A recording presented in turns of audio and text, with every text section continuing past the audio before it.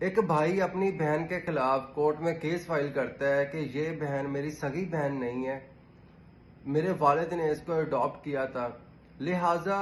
Court اس کو میرے F R سی سے یعنی کہ فیملی رجسٹریشن سرٹیفکیٹ سے اس کا نام نکالے، مجھے وراثت میں سے کوئی چیز اس بہن کو نہ دینی پڑے۔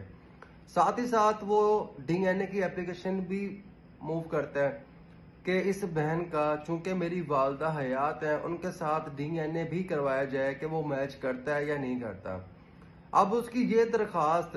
ہائی کورٹ تک ایکسیپٹ ہوتی ہے جب اس کے خلاف اپیل کی جاتی ہے، لیکن سپریم کورٹ میں جب اس کو چیلنج کیا جاتا ہے، سپریم کورٹ میں اس ٹائم جسٹس قاضی فائز عیسیٰ صاحب موجود ہوتے ہیں، وہ اس ایپلیکیشن کو خارج کرنے کے ساتھ ساتھ بھاری جرمانہ بھی کرتے ہیں،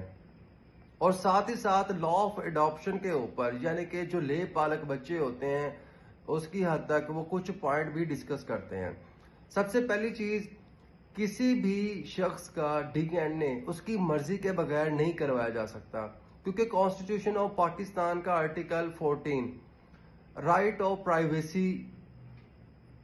ہر شخص کو دیتا ہے۔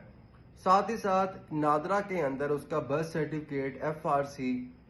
اس کا آئی ڈی کارڈ، اس کے اندر بھی اس کا نام اس کے والد کے ساتھ لکھا ہوا تھا، یعنی کہ لڑکی کا نام لیلا تھا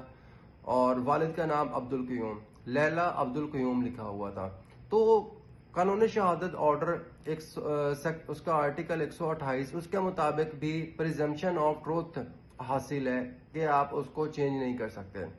تیسرے نمبر پہ فرض کریں اگر اس کو اڈاپٹ بھی کیا گیا ہے، جب ایک بچے کو اڈاپٹ کرنے کے بعد اپنا نام دے دیا جاتا ہے تو بعد میں یہ نام کبھی بھی چینج نہیں ہو سکتا۔